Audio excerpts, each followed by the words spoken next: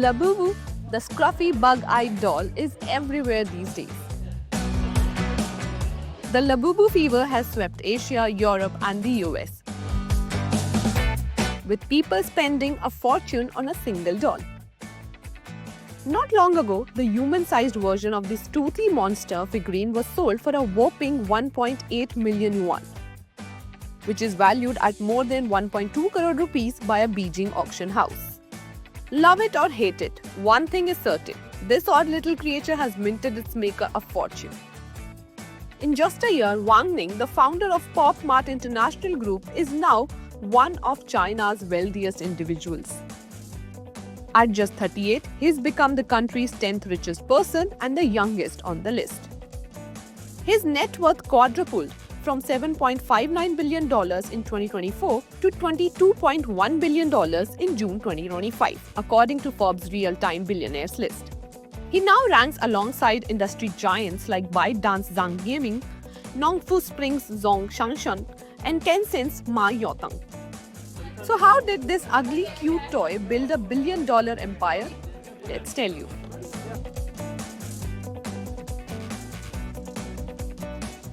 Labubu began as a simple doodle in Hong Kong-born artist Ka-Sing Lung's sketchbook.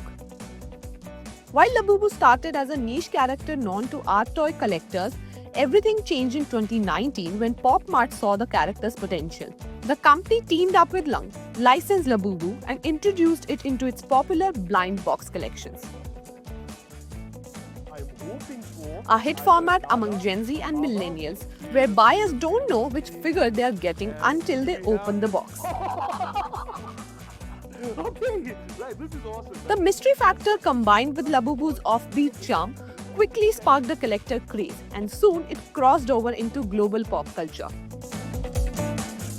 Celebrities like Rihanna, Kim Kardashian, Dua Lipa, Lisa, and even Bollywood actor Ananya Pandey have been spotted with the doll. While standard figures sell for about $30, approximately Rs 2,500, limited editions can fetch much higher prices. Ning, the man behind Pop Mart, didn't start out in the toy business.